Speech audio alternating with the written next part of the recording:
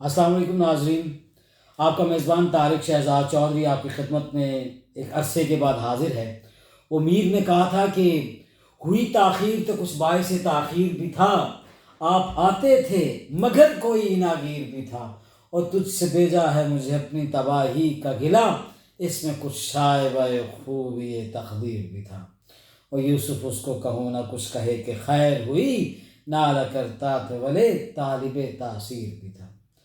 تو پھر وہ اسی پہ غالب نے بھی اسی حوالے سے کہا ہے کہ مدت ہوئی ہے یار کو مہماں کیے ہوئے، جوش قدح سے بزم چراغاں کیے ہوئے، کرتا ہوں جمع پھر جگرے لخت لخت کو، عرصہ ہوا ہے دعوت مژگاں کیے ہوئے، پھر مجھے احتیاط سے رکنے لگا ہے دم، برسوں ہوئے ہیں چاک گریباں کیے ہوئے۔ تو بس وہی والا معاملہ ہے، تو برسوں ہوئے چاک گریباں کیے ہوئے۔ اور مجھے یاد آ گیا کہ گریباں چاک بہت بڑا نام ہے کالم نویسی کے حوالے سے۔ جاوید اقبال، حضرت علامہ اقبال کے صاحبزادے، وہ اس نام سے گریباں چاک کے نام سے لکھتے رہے، انہوں نے اپنی کتاب کا نام بھی یہی اور کالم بھی لکھتے رہے وہ۔ تو اپنا جو گریباں ہیں وہ چاک کرنے جا رہا ہوں اس وقت، اور بڑے دکھ اور درد و الم کے اندر لپٹے ہوئے، اور ایک درد کے سائے میں یہ باتیں شاید خود کو آئینہ بنا کے سماج کا، معاشرے کا وہ جو ادارہ ہے، جس کا فرد، جس کی اکائی ہے، ایک گھر اکائی ہے، وہ اسے سامنے رکھ کے اسے مخاطب کر رہا ہوں۔ شاید میں اپنے آپ سے مخاطب ہوں۔ فلسفہ وجودیت کے بڑے بڑے فلاسفرز کا تو یہ کہنا ہے کہ میں ہوں اس لیے میں بولتا ہوں، وہ کہتا ہے میں بولتا ہوں اس لیے میں ہوں۔ فلسفہ رمضان کے حوالے سے، ماہ سیام کے حوالے سے، محراب و منبر سے بڑی زندگی میں تربیت کے معاملات کے زیر اثر تقاریر سنتے رہے کہ ہونا کیا چاہیے، روزہ کیا ہے، اس کے فرائض کیا ہیں، کس چیز سے روزہ مکروہ ہوتا ہے، کس سے ٹوٹ جاتا ہے، کس سے اس کی برکتیں اور فضیلتیں سمیٹی جاتی ہیں، اور سبھی اب آپ کو یہ معلوم ہے۔ لیکن آج بھی ایک سوال پیدا ہوتا ہے کہ میں دیکھتا ہوں کہ رمضان کے اندر مجھے جو قربانی کا مہینہ ہے اور یہ جسم کی زکوٰۃ کا مہینہ ہے، ہم اس میں میرا خیال ہے سحری اور افطاری کا اگر سارا کھابا ملائیں نا تو بھائی یہ ہم عام دنوں سے زیادہ کھاتے ہیں۔ آپ اکثریتی لوگوں کو 100 کی طرف ریپڈ سچویشنل انالیسس کہتے ہیں، اس کو ہم RSA سائنس کی زبان کے اندر، سماجیات کے اندر آپ RSA لے لیں، 100 لوگوں کا ان کا وزن رمضان سے پہلے کیا تھا اور رمضان کے بعد کیا ہو گیا۔ اور ہوتا یہ ہے کہ واقعی ہم وہ جو 12-13 گھنٹے کا جو روزہ ہے اس کے نام پہ ہم کچھ صاحبان تو رات کو 2 بجے کھانا شروع کرتے ہیں، اور این سحری کے آخر تک بھی جناب وہ لگے رہتے، کوئی اذان بھی ہو جاتی ہے اور چل رہے ہوتے ہیں کہ نہیں یار سو، اور اس کے بعد پھر روزہ اٹھنا نہیں۔ کام جو ہے نا وہ جوان کی موت ہے، سویا رہے تو بہت ہے، وہ والا معاملہ شروع ہو جاتا ہے۔ دفتروں میں بھی حاضری کم ہے یا معدوم ہے، یا یعنی ہم نے وہ جو مقصد ہے اس کو بلا دیا۔ پھر اس کا مقصد یہ تھا کہ بھوک محسوس کرو، رات کی روٹی بانٹ کے کسی کو دو، وہ بھی معاملہ بڑا سماج میں وہ تقسیم کا جو ہمارے ہاں ایک رواج ہوتا تھا۔ میں بڑی سادی باتیں کر رہا ہوں، میں نے کہا وہ آئینہ بنا کے کر رہا ہوں۔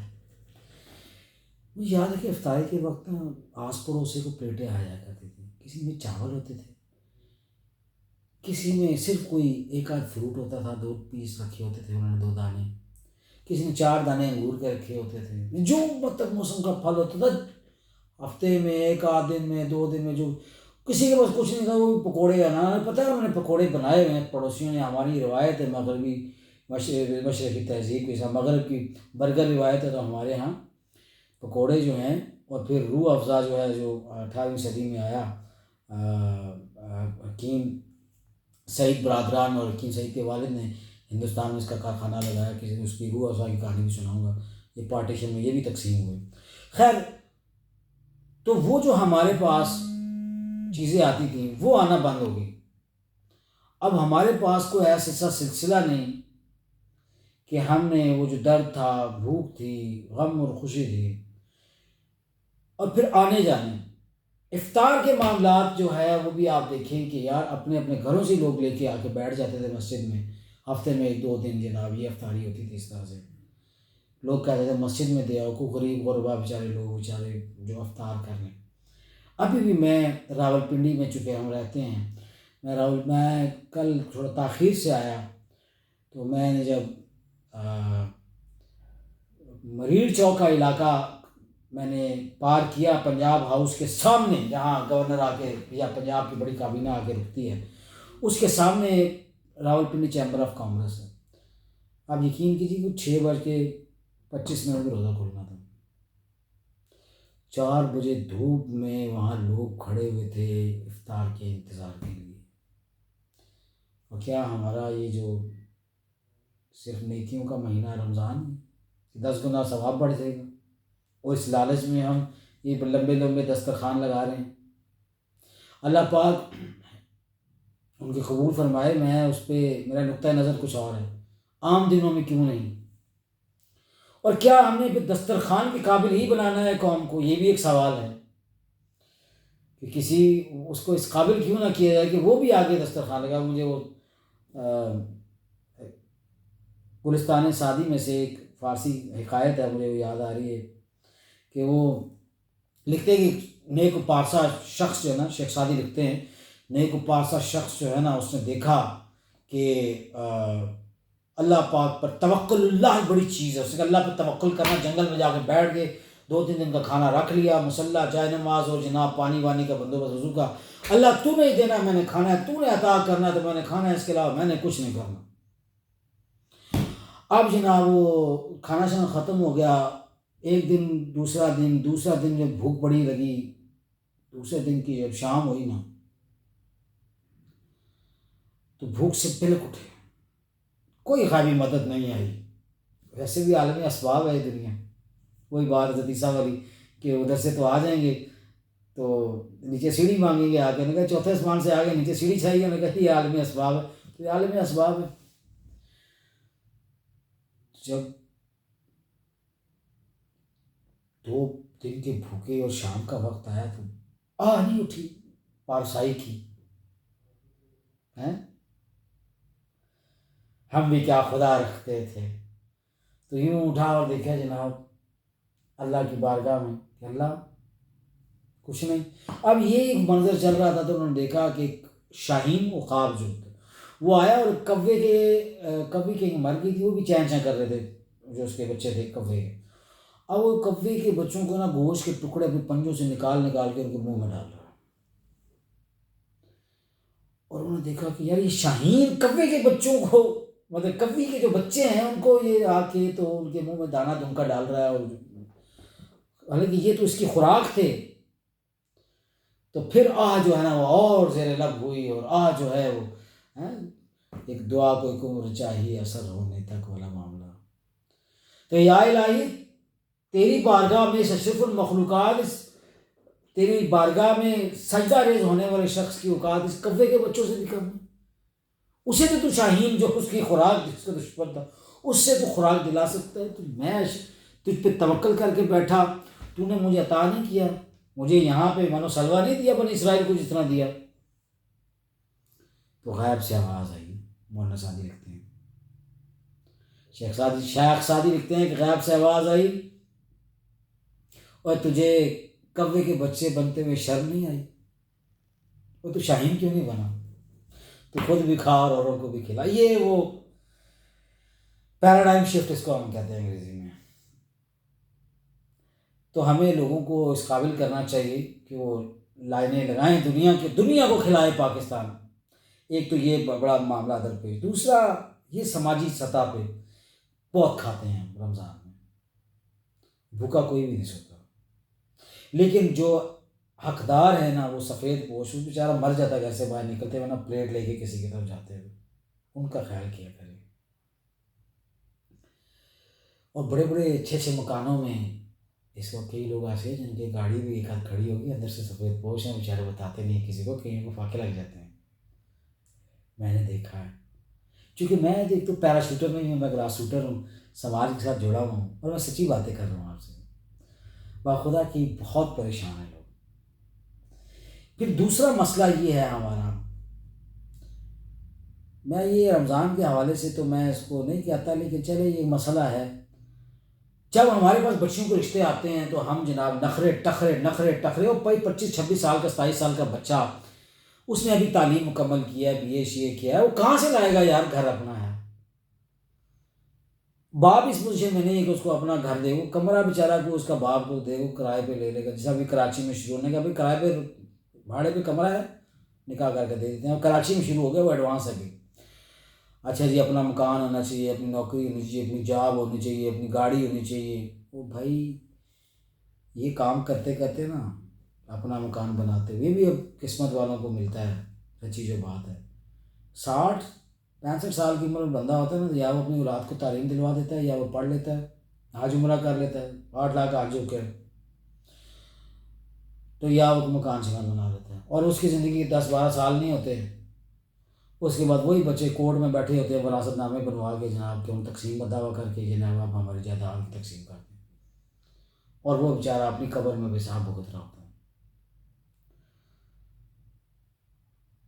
تو ہم نے بچیوں کی شادی میں جب ہمارے پاس رشتے آتے ہیں تو ہم اس وقت نخرے میں پڑے ہوتے ہیں، ہم دیتے نہیں ہیں. جائز جگہ ہو جاتی ہے، وہاں پیسہ نہیں ہوتا. حالانکہ یہ نسبت سکینہ ہے، اور اس کا براہ راست تعلق بے روزگاری یا روزگار سے نہیں ہے، وہ اللہ تعالیٰ دینے والی ذات. پہلے کہاں کھا رہی تھی، اور یہ بچہ پہلے کھا رہا تھا، اس کی وجہ سے بچیوں کے بال سفید ہو گئے. ابھی پنجاب کی جو آبادی ہے تقریباً یہ 16 کروڑ سے اوپر ہے. 10 لاکھ بچیاں پنجاب میں ہیں جن کی عمر 35 سال سے اوپر ہے. بال سفید ہو گئے، سر میں چاندی آ گئی. اسٹیٹ کے پاس اس کا کوئی حل ہے؟ میرا وہ مسجد و ممبر پہ اس کا کوئی حل ہے؟ کوئی ہاں جی اجتماعی شادیاں کر دو. تو ان لوگوں کو بھی سوچنا چاہیے. اور شادی کے حوالے سے تو میں سمجھتا ہوں کہ پوری شدت کے ساتھ حکومت کی ایک بہت بڑی پالیسی ہونی چاہیے. رمضان کے حوالے سے بات کر رہا ہوں، برداشت نہیں سڑکوں پہ کیسے گاڑیاں لگا دیتے ہیں.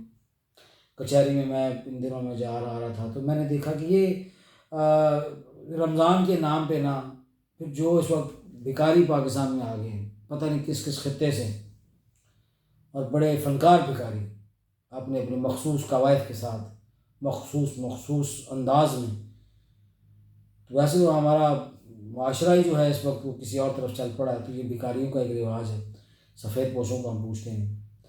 پھر ہمارے یہاں یہ ہے کہ جناب جو ہمیں زکوٰۃ فطرانہ دینا ہے یہ بھی ہم آخری ٹائم پہ کرتے ہیں. بل جمع کرانا ہے آخری ٹائم پہ کرانا ہے، اور آخری ٹائم میں کڑمس اور رش، اور خود بھی پھنسو اگلے کو بھی پھنساؤ، خریداری کرنی ہے، آخری 3 دن چڑھ جائیں گے بازار پہ دوڑ جائیں گے. بھائی وہ ریٹ اوپر چلا جائے گا، چیزیں بھی لینی ہوں گی.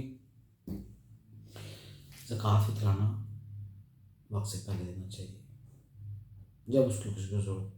صبح عید ہے، آپ شام کو جا کے پہنچا رہے ہیں کسی کو، وہ بیچارہ کیا کرے گا؟ اس سے زیادہ زیادہ کوئی کھانے پینے کی چیز لے آئے گا. اللہ دے تو اتنا ہو کہ وہ چلو کوئی لباس، یا بچوں کو کوئی لباس دے دے، یا جو بھی عید کی وہ سادی خوشیاں جو ہیں، اصل میں تو تبرک ہے نا، یہ اظہار تشکر ہے. وہ جو خوشیاں ملنی ہیں اس رمضان کی روزے معاشر. پھر اس کے بعد میں طوالت کلام ہو رہی ہے، چونکہ اس کا مقصد بھی خاص آئینہ بنا کے دوستوں کو، احباب کو، جو اس وقت ہمارے ضمیر ہیں وہ سوئے ہوئے منحصر خام. ہم بندہ خدا کہلاتے ہیں، لیکن سچ بات یہ ہے کہ بڑی آزاد اس قدر کیا یہ جو انلائٹمنٹ کا جو ہمیں فلسفہ 2002 میں مل گیا، اس سے تو ہم جان چھڑاتے ہیں. ہمیں اس نے ننگا کر کے رکھ دیا بھائی. مشرقیت گئی بھاڑ میں، عزت بچانا مشکل ہو گیا. کھڑے ہیں اس راستے میں.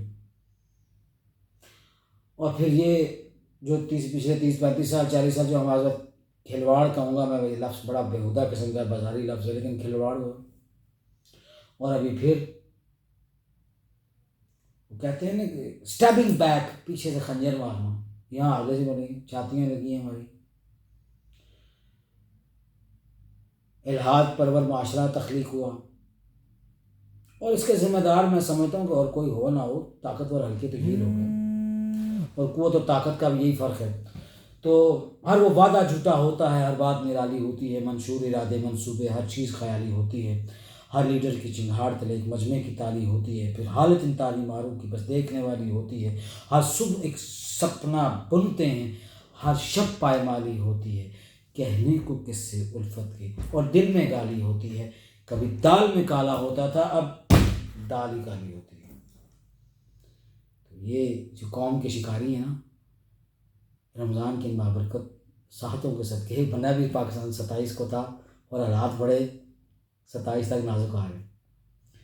تو سوال ان درندوں سے پوچھنا ہے جنہوں نے قوم کو آٹے کی لائنوں میں لا کے ہماری بوڑھی عورتوں کو اور بوڑھے بزرگوں کو جان سے چلے گئے، آٹا نہ ملا جان چلے گئی.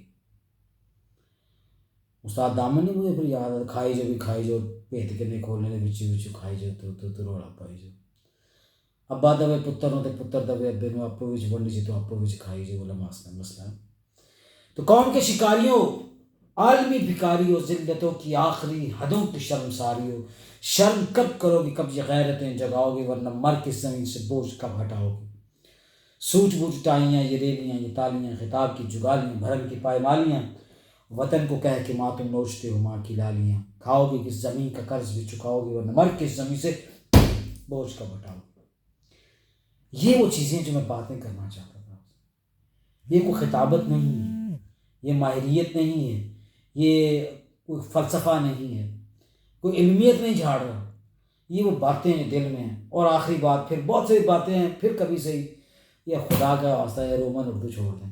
اور یہ عورتوں کو، یہ بورڈ پہ آپ نے اتنی دی عورتیں اکثر ایکسیڈنٹ ہو جاتے ہیں، کچہری چوک میں ایسے بورڈ لگے ہیں، مجھے حیا آتی ہے بات کرتے ہوئے.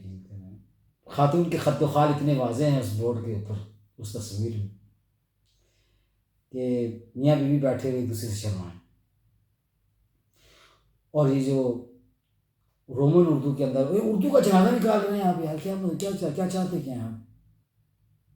نہ خدا ملا، نہ مثال سمے میں ادھر کے نہ ادھر کے، فصلی بٹیرے تیرے نہ میرے، نہ تیتر بٹیرے، یہ نہیں ہے، نہ اردو میں ہے نہ انگریزی میں ہے، نہ یہ انگریزی جانیں گے، نہ ان کو انگریزی لکھنا آتی ہے، نہ ان کو انگریزی بولنا آتی ہے، نہ ان کو اردو بولنا آتی ہے، نہ اردو پڑھنا آتی ہے. عجیب سی کوئی مطلب رلگٹا سا نظام چلا رہے ہیں یار اسٹیٹ ادارے. کوئی خدا کے لیے، میں علماء کرام کو دیکھتا ہوں، آپ تو وہ بھی مسجد پہ محراب و ممبر پہ بھی انگریزی کے لفظ استعمال ہوتے ہیں. فیل مت کیجیے گا، ایکچولی کے لفظ آنا شروع ہو گئے ہیں. اور میں سمجھتا تھا کہ ہمارے پاس اگر اردو کا سبھی جگہ سے اگر دیش نکالا ہوگا تو مسجد و محراب میں یہ سلامت رہے گی، کیونکہ دینی کتابیں جو ہیں وہ پڑھتے ہیں اب، وہ ساری اثاثہ ہمارا اردو میں ہے، بزرگان دین نے جو لکھا ہے. تو اردو پہ غور و فکر کریں.